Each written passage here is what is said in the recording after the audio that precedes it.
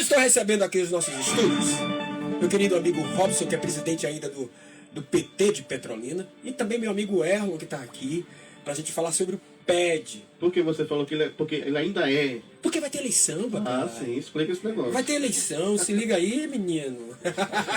Ele já estava começando com a língua, indireta pro rapaz. Não, ele ainda é presidente. E é o cara que fez mudanças interessantes nesse PT de Petrolina. Eu vou começar com os dois. Bom dia, Erlon. Seja bem-vindo ao Dupla Conexão. Você tá bem? Tô bem, Calbi. Pode encostar bem. Obrigado pelo convite pra gente estar aqui. Bom dia aí a todos que estão nos acompanhando. Nós estamos ao vivo no Instagram, no Facebook, em todas as redes. E esse aqui é o bonitão das canongas, Robson Nascimento. Bom dia, Robson. Você tá bem? Bom dia, Calvi. Estou bem sim, graças a Deus. Bom dia a todos. Bom dia, Sérgio. Bom dia a todos os ouvintes do programa Dupla Conexão. Nós vamos começar a falar do PED. Para começar, Robson, o que é PED? Processo De eleições diretas. Dentro do partido, Dentro né? do partido. Qual hoje é a maior dificuldade para fazer um PED desse acontecer? Um processo desse? Assim, o processo de eleições diretas do partido, ele acontece a cada 4 anos. Nessa última gestão, nós tivemos uma eleição em 2019, quando foi em 2023, nós tivemos uma Me dá um oi de novo aí, naquele mesmo número que uma você extensão desse mandato, refez o diretório, mas com a mesma eleição do diretório anterior, seguindo a mesma eleição. É uma eleição que envolve o país todo, né? A eleição não é só aqui em Petrolina, ela acontece em nível nacional, estadual e municipal. Uma mudança em todos os diretórios, presidentes nacionais, estadual e municipal. Tem vários candidatos na chapa nacional a presidente e algumas chapas. O partido ele tem um processo diferente, ele tem a eleição do presidente que é diferente, o presidente que é diferente das chapas do diretório. Nós podemos ter, por exemplo, em Pernambuco, na estadual, nós vamos ter 2 candidatos a presidente e vamos ter 5 chapas ao diretório. Aqui em Petrolina? Não, no estado. No estado de Pernambuco. Vamos falar diretório estadual. Estadual, né? isso. Opa. E aí o que é que acontece? Nós temos uma cláusula no estatuto que a chapa que alcançar um mínimo de 20%, ele tem direito, tem assento no diretório, certo? Então, e na executiva. Então, o presidente, na estadual, foi consenso a 3 chapas, eu acho que 3 ou 4 chapas, foi consenso no nome do deputado Carlos Velho, que é o nome que a gente está defendendo como presidente, né, o nosso presidente, e tem as chapas que não estão junto nessa mesma, os nomes não estão na mesma chapa, que vão concorrer naturalmente, ao adquirindo um percentual mínimo, vão ter assento direto no diretório estadual. Então, é um processo bastante democrático, onde o partido possibilita que todos possam participar da gestão do partido. Aqui em Petrolina nós vamos ter uma chapa só, tanto do diretório municipal quanto a presidente, o candidato a presidente, é nosso companheiro Erlon, que nós discutimos com as várias forças que compõem o partido aqui no município, e entendemos que era o momento ainda do partido continuar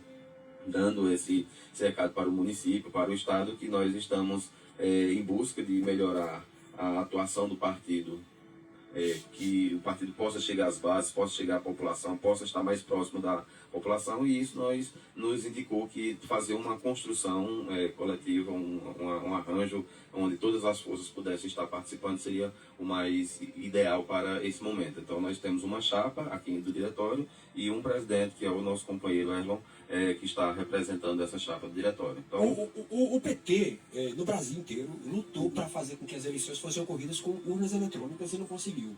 E vai ser também no papel, vai ter no papel impresso. Vai ser no papel impresso, a gente não conseguiu fazer uma dinâmica. Nós temos mais de 2 milhões de filiados no Brasil afora aí. Aqui em Petrolina são 4.500, claro que esses 4.500 não participam do processo. Aqui são 4.500 filiados? Nós temos 4.500 filiados. Então, a gente precisaria ter uma estrutura, a urna eletrônica facilitaria bastante o nosso processo, mas não foi possível. A gente vai fazer no modo que a gente fez anteriormente, com muita tranquilidade, não vai ter problema nesse sentido de apuração, na questão da coleta dos votos, não. Ô Erlon, o PT no Brasil é o partido mais importante de esquerda que nós temos hoje no Brasil. Sem nenhuma dúvida. Sem nenhuma dúvida. E, indubitavelmente, Lula ele conseguiu criar um partido robusto, um partido interessante, mas um partido cheio de brigas internas. E eu vou dizer brigas internas, porque todo mundo quer aparecer. É um partido interessantíssimo, do ponto de vista da democracia dentro do partido, do ponto de vista de você falar o que pensa, de ter essa abertura, dos processos dentro do partido serem céleres, mas que às vezes escamoteia por vários outros sentidos. Aí, vamos trazer para a nossa realidade local. Você tem 4.500 filiados, né? Uma turma pensa de um jeito, outra turma pensa de outro. Como é que você pensa em lidar com isso? Robson, talvez eu esteja equivocado, Robson, mas você sofreu na pele constrangimentos, né, aborrecimentos, também coisas boas, benesses, né, e você conseguiu passar por isso, não vou dizer incólume, saiu arranhado de vários processos, né? É natural. Então, beleza, vamos começar pelo termo que você usa. Agora vamos trocar as vozes. Tu me dá a tua voz e eu te dou a minha. Ele faz sempre isso comigo. É verdade, eu adoro a voz. Vamos repensar o termo briga. Não se trata de briga, é estatutário. Se trata de democracia direta, livre. É um partido comprometidíssimo com a democracia, na forma, não só a democracia para o país, para o Brasil. Não há na história desse país, e principalmente depois da ditadura militar, um partido que tenha maior compromisso com a redemocratização da nossa sociedade. Uma sociedade que tem uma história escravista, uma história elitista, antipopular das suas elites, que precisa ser colocada como esquadro de tudo que acontece no nosso país. O tempo inteiro a gente ainda está colhendo os frutos nefastos dessa história antidemocrática, pouco democrática. E quando um partido como o Partido dos Trabalhadores e Trabalhadoras faz processos internos e tem um modo de existir, onde os coletivos que existem são estatutários, a sua existência não é uma existência que se dá aleatoriamente, ela existe o que está lá no estatuto dizendo, pode ter coletivo, deve ter coletivo, pode ter chapas. Inclusive nós não votamos só para presidente e o presidente arrasta um diretório. Nós temos a votação para a presidência, que é uma votação de candidaturas autônomas, e temos a votação para uma chapa de diretório. A executiva, eu vi aqui ontem alguém falando de a cúpula do PT, a executiva é produzida depois que a base elege alguém, uma presidenta ou um presidente, e uma das chapas, no caso nosso é unificada aqui em Petrolina, são 38 nomes para a constituição do diretório, da chapa de diretório. Depois, esse grupo, junto com a presidência, vai fazer uma interna eleição para chegar à executiva.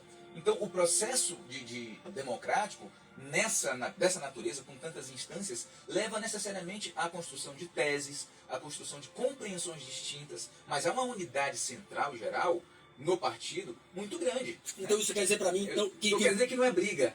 É a interpretação que às vezes a sociedade, que não tem um costume de ver a democracia em ato se dando, nem dentro das casas, nem dentro das instituições, que quando vê um partido que consegue debater internamente, consegue ter companheiros e companheiras que se levantam e dizem, olha, eu penso diferente de você, companheiro, eu penso diferente de você, ou então eu quero colocar meu nome à disposição para ver qual é a compreensão da base do partido em relação ao qual é o futuro mais interessante para a gente. Quando vê isso, interpreta como briga. Não se trata de briga. Tudo bem, então eu volto atrás. Então você quer me dizer que nós temos, por exemplo, o presidente foi eleito, beleza.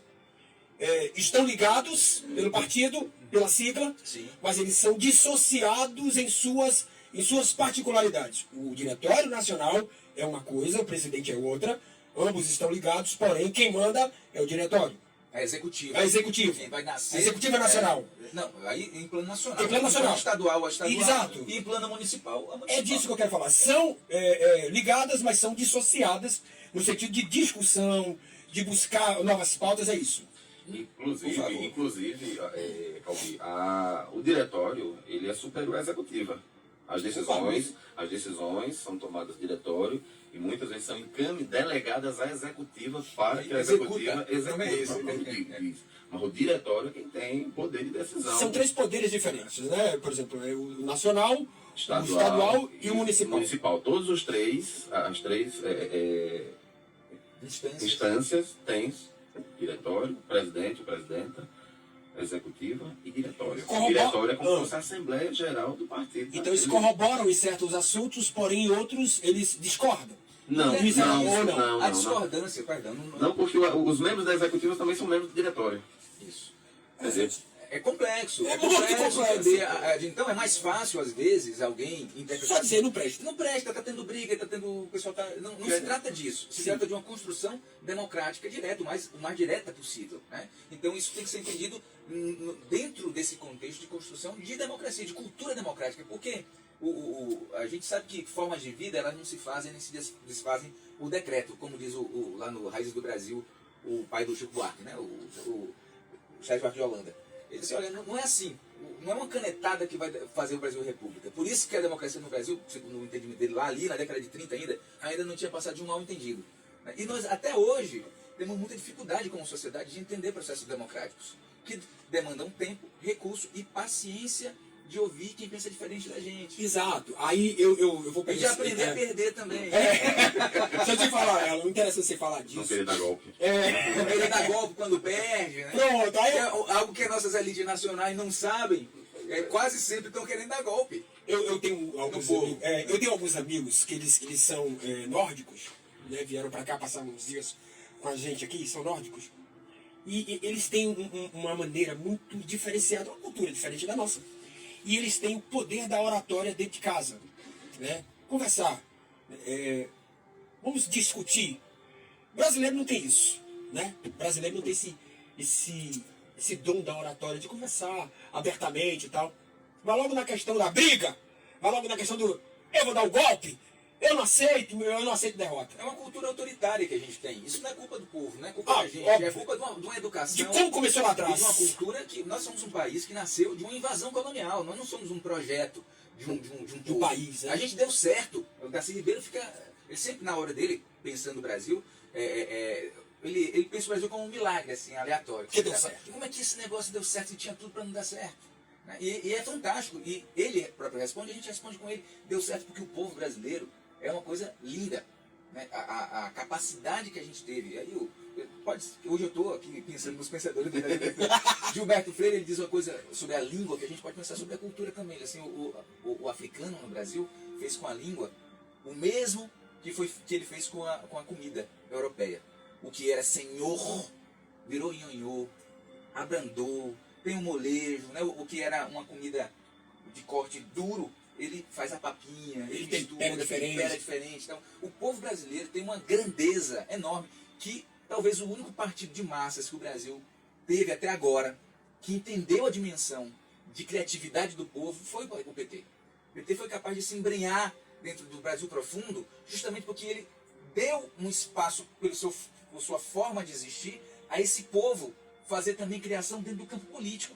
Isso é muito poético. O Brasil não é só poético, é uma realidade real, objetiva. O que é Lula? Lula não é alguém que nasceu dentro das universidades. Lula não é alguém que é filho das elites.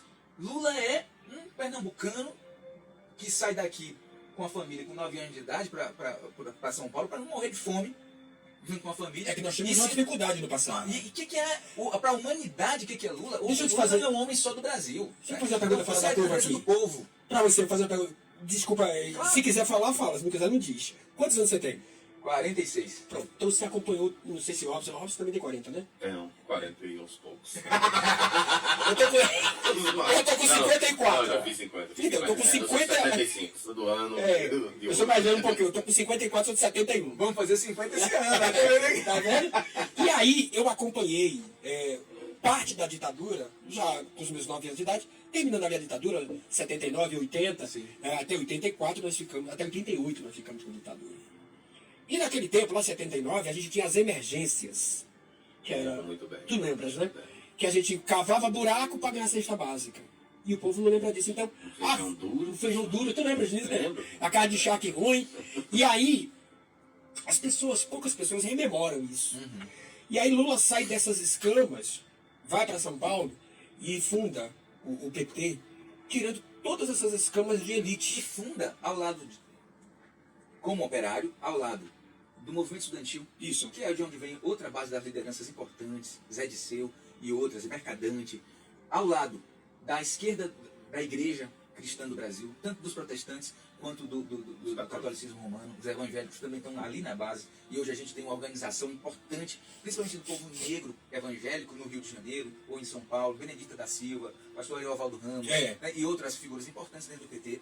Então é importante entender que a inteligência política de Lula foi saber se aproximar da esquerda marxista, que também estava organizada e pronta para fazer uma reconstrução do Brasil, junto com estratos do povo brasileiro que tinham sido alijados da vida política pelo modo elitista de conduzir a política que o país teve desde o início da sua república. Inacabada. Nós vamos acabar a república. Nós vamos chegar ainda à construção de um país republicano quando a gente conseguir superar o golpismo elitista. Você imagina que somente agora, é a primeira vez na história desse país, eu gosto dessas frases do Lula, porque elas são muito verdadeiras, objetivamente, que um militar é levado a uma corte civil. Quantos golpes foram dados por militares no Brasil? Ah, muitos. É a primeira vez que, aparentemente, gente das elites vai ser responsabilizada por processos antidemocráticos. Se quis fazer um golpe em janeiro aqui do ano passado, contra uma eleição legítima. Ninguém pode dizer que essa eleição não foi legítima e foi ganhada no braço, porque foi aparelhado Polícia Rodoviária Federal, foi aparelhado órgãos de Estado. A gente sabe agora que a ABIN foi aparelhada. Né? Inclusive foi indiciado ontem Exatamente. Carlos Bolsonaro e Bolsonaro. Então, nós somos um partido e um povo vitorioso. As esquerdas do Brasil são vitoriosas na luta política. Então nós não estamos em declínio, não. A gente está apenas começando a ganhar a capacidade institucional que o povo merece para representar os seus interesses. A grande verdade, Erlon e Robson, é que durante 2 décadas, e aí eu vou falar de 92 para cá, tentaram e conseguiram demonizar o partido como um partido que não defende direitos, como um partido que não presta, como um partido comunista, né, que para eles comunista parece uma coisa do outro mundo. Bicho-papão. Né? E aí Lula chega agora para mudar isso de novo, porque ele está fazendo de novo, né, repaginando o PT. Ou as formas do PT pensar. Ou eu estou errado? Eu não digo repaginando, Calbi. Eu acho que assim, a gente avalia aí, Lula demorou 4 eleições para chegar à presidência da República. Sempre perdeu as eleições, ele sempre diz isso, ele faz questão de dizer, sempre que perdeu uma eleição, ele voltou para casa, analisou, se reorganizou, onde foi que eu errei? E tentou novamente. Por várias vezes, essa elite brasileira tentou acabar, destruir o partido. Quem lembra lá de 2005? O partido já acabou, o partido já era, não existe mais. Mas o partido é feito com raízes profundas, com uma construção sólida, uma base sólida. O partido, esses vendavais só conseguiram tirar o telhado. Lula foi eleito em 2002, passou por aquele processo do mensalão, foi reeleito em 2006, elegeu Dilma, reelegemos Dilma, foi impeachmentada aí outro golpe, que logo foi constatado que não havia crime de responsabilidade nenhum. Todo mundo sabia. A gente viu que ali foi um jabuti, né? Ali, porque queria, mas os interesses eram outros. Os interesses eram outros. Da elite, viu? Da elite. E... Pode falar, é isso. E voltamos, e Lula volta. Lula é preso injustamente. Lula é preso injustamente em 2018, 2019, 2018. Passa 580 dias preso, injustamente, uma prisão política, e retorna como presidente da República. Só estei participar também. Ah, tá. E está, nesse momento, fazendo história novamente no Brasil e no mundo. Andando o mundo, andando o país, fazendo as políticas públicas necessárias de interesse da população brasileira. Claro que a gente tem problemas ainda, mas Lula está conseguindo dar um recado para o mundo, está conseguindo governar para o mundo, está conseguindo governar para as forças brasileiras. E nós vamos conseguir chegar em 2026, essa é a nossa meta principal para 2026. Nossa construção partidária do ano de 2025 chegar a 2026 com as condições colocadas para a reeleição do nosso presidente Lula. Isso é muito interessante. Então, nossa construção partidária hoje é pensando primeiramente nisso, a reeleição do presidente Lula, porque a reeleição do presidente Lula não significa dizer que a reeleição, como o Beiravão falou, de Lula. É a permanência do povo no orçamento público, a permanência do povo no poder, a permanência do povo com a possibilidade de garantia de ter emprego, de ter casa, de ter renda, de ter comida na mesa. Então, esse é o projeto do Partido dos Trabalhadores. Né? Que é um projeto muito bonito, né? Que a gente tem que dar a mão à palmatória que o PT fez e faz história.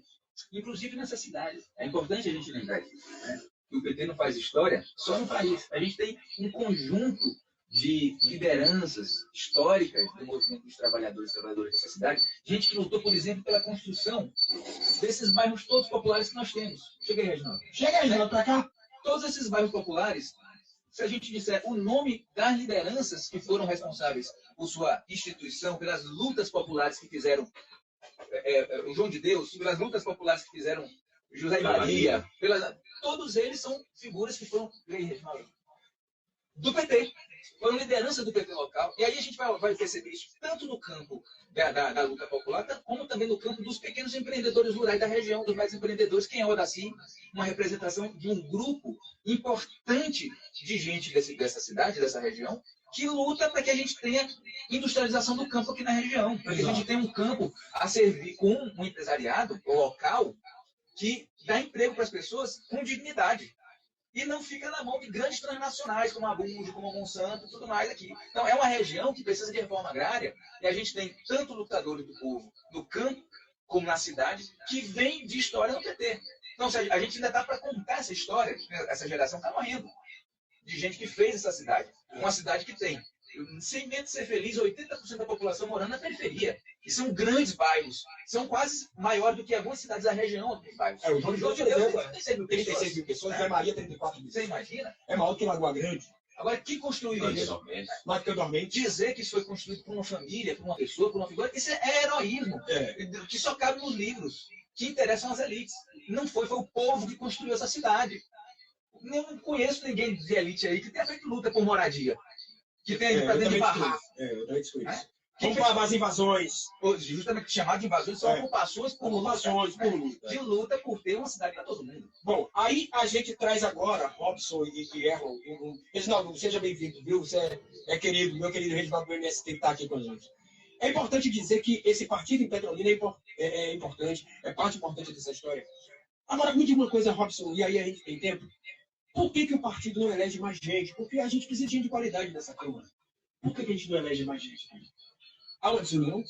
Não, não. São processos, Albi. A gente teve aí... Não, só baixar um pouco. A gente acho que passou pouco tempo na Câmara de Vereadores, na legislatura de Petrolina, sem alguém da bancada. Não sei dizer qual o período que a gente passou. Nossa deputada Isabel Cristina, que foi vereadora, teve antes dela, que eu sempre esqueci o nome dela, que foi a pioneira daqui, Maria José. Grande nome. Primeira vereadora, né? Sim, primeira vereadora. Depois tivemos aí Cristina Costa, acho que temos um lapso de pouco tempo sem mandatos. Tivemos aí momentos aí com 3 vereadores, Gilmar, Geraldo e Cristina. Depois 2 vereadores e hoje temos um. Infelizmente, as eleições em Petrolina elas se dão muito por conta das estruturas financeiras. Porque aí eu vou falar por mim. Não é só Petrolina. Claro. Disseu tem sido recorrente, Disseu, na sua crítica à necessidade de uma reforma política no país. Não pode a gente ter campanhas que ganha-se no dinheiro, porque aí o povo fica aliviado da presença política. Mas a grande verdade não, aqui nós tivemos vídeos de vereadores, de candidatos a vereadores, comprando voto na rua. Porque, veja, gente, eu sei que alguém fala assim, mas a culpa é do povo que recebe. Ei, cara, não é bem por aí, não. Entendeu? Você chega oferecendo, me dê o dinheiro aí. Agora, o que a gente vê em Petrolina, e aí eu vou falar por mim, tá? Vocês, mas eu vi candidatos a vereador aqui gastar 2 milhões de reais. Aí a gente com um fundo eleitoral que a gente não vai para fazer a divisão, para colocar aí 10, 12 mil para fazer uma campanha que é cara. Campanha que é cara. Então a gente está esbarrando nessas questões.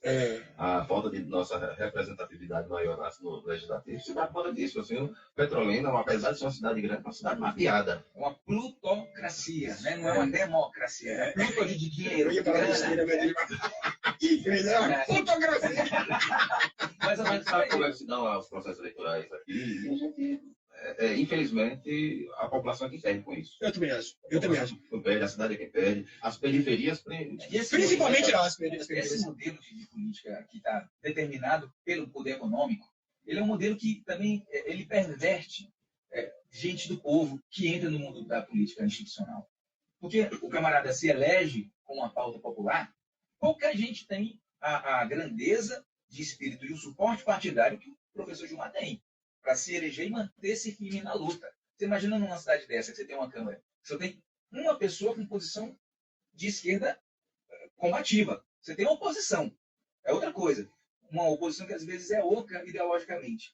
Mas uma oposição ao atual governo municipal que seja consistente em termos ideológicos, tem só uma pessoa, só um mandato. Efetivamente ali, junto com as pautas populares do tempo inteiro. Você levantou uma questão importante porque a gente viu nessa eleição de 24 muitos candidatos se elegerem com pautas populares e agora largaram a mão da pauta popular e se juntaram à elite do governo municipal. Um abraço para Gabriel Menezes, que fez isso. Se elegeu com pauta popular e ontem já estava fazendo entrevista com o prefeito dizendo assim, nós somos os melhores. Isso acontece muito em Petrolina. E eu não tenho medo nenhum de falar disso. E eu tenho vergonha do que Gabriel Menezes está fazendo, juntamente com o Wanderlei Alves. Fala, Robson. Não é isso, a gente, infelizmente, graças a Deus a gente tem o professor Gilmar Santos para fazer o bom combate ali na Câmara. Ele continua firme, né? Continua firme, faz as denúncias. Ele tem Corretas. Combatente, né? E mostrando a realidade da cidade. Porque a cidade não é feita só nos corredores, não é feita só onde é arrumada, dando a geral para as festas, não. Como o próprio professor Gilmar disse, a festa de São João é importante, é cultura, nós defendemos a cultura, mas a população precisa ser vista, a população da periferia precisa ser assistida. Não, Infraestrutura, saneamento básico. Não, Erlon, ontem, quando a eu vi... mobilidade urbana nessa cidade é uma vergonha. Ontem, quando eu ouvi Gabriel Menezes dizer que já não existe mais duas cidades, que o muro de Berlim caiu. Pô, bicho, ei, tu que defendias o povo 4 anos, 5 anos atrás, agora vem dizer uma pauta dessa que o prefeito Simão acabou com o muro de Berlim, não existem mais duas cidades, Petrolina num todo, não é cidade pós 7 de setembro e cidade antes da 7 de setembro. Ah, pelo amor de Deus, né? Aí isso me dá náuseas. Eu vou dizer que me dá ojeriza isso aí. Tem que se andar, principalmente ali na zona norte da cidade. Tem que se andar para entender o que é. Isso na cidade. Quando você vai para as regiões aqui periurbanas, né, de produção, do pequeno, as condições de vida, de trabalho e de produção do pequeno agricultor, do agricultor familiar que está aqui na região também, elas não são ideais. Não são mesmo, longe de estarem. Né? Falta política municipal para dar conta desse pessoal. A gente olha, por exemplo, as condições de trabalho e de vida também dos pequenos empresários de serviço aqui no centro da cidade e dos seus trabalhadores, porque os trabalhadores estão em condição de necessidade, porque também os seus empregadores não estão em condições ideais. Você tem muita coisa para melhorar. Eu também acho. Eu tenho certeza. Para melhorar também para a vida do pequeno produtor regional e daquele que é microempresário, médio empresário, coisa que o PT nacionalmente, o Partido dos Trabalhadores, tem se preocupado muito. Porque as políticas públicas de Haddad da economia tem como das suas finalidades também os pequenos produtores, também os médios empresários. Pronto. Para a gente terminar a nossa pauta, o PED, a eleição vai ser agora dia 6 de julho. Nós temos quantas chapas envolvidas, ou só é uma? No município, uma chapa, um diretório, um candidato a presidente. Eu ia chamar pastor Erlon. Rapaz, na minha igreja, que é episcopal, o pastor é só o bispo. Você sabe que eu fui da episcopal há muitos anos, eu tocava piano ali, né? Toquei piano eu, Ângelo. Bom saber disso. Você é episcopal carismática. Episcopal carismática, lá na Monsenhor Jânio Sampaio. Nós somos da igreja episcopal anglicana, que é a igreja original. Nós não temos templo hoje. A gente tem uma capela no João de Deus que fazemos. Não sabia disso, não, eu vou lá. As celebrações nas ocupações urbanas e nos. Eu quero ir lá. Vamos lá. Sim, vamos lá. Vamos voltar aqui para a pauta. Dia 6, nós vamos. A eleição. Candidato local à presidência, número 580, Erlon Bezerra. São 4.500 filiados. Atenção, você que é filiado ao PT. A eleição vai ser aqui no... A gente vai acontecer em 4 locais. Sim. São 4 locais de votação. Nós temos Nós vamos lá divulgar isso no. na rede, que é melhor. Mas vamos ter Tem lá. pouco tempo aqui. Vamos ter Não, lá pode ser. três escolas estaduais e uma aqui no centro da cidade, que a princípio a gente colocou para a Câmara de Vereadores. Deixa eu marcar. Nós, né? Tá vendo aí como é que faz. Deixa eu marcar mais uma reentrevista com vocês, eu Com posso? certeza. Por exemplo, nós vamos ter semana que vem, lá no dia 25, Ótimo. pode ser? Porque a gente tem 23, São João, São João, 24, que é terça, o feriado. é o feriado, e na quarta-feira a gente volta de novo aqui, pode Deixa eu começar? só te dizer o nome da chapa. Diga. E faça na nacional. Tá, né? isso, para ir Na caminhando. estadual. Vai lá. A chapa local, a candidatura local para a presidência é Herman Bezerra, 580. Chapa local para o diretório, 680, na luta pela reconstrução do Brasil. Estado, nosso candidato é Carlos Veras, 380, a chapa é a 480, a chapa de diretório, na luta pela reconstrução do Brasil, é o mesmo nome que a gente tem aqui, que nós somos a CNB, construindo um novo Brasil. Muito bem. Né? E, nacionalmente, a presidência é Edil Silva, número 180, e a chapa é quase uma tese de doutorado. A chapa 280 é derrotar a extrema-direita e avançar na construção de um novo Brasil. É uma tese. É um beijo pra você. Lhe amo muito. Robson é ó concurso pra mim. Beijo pra você também.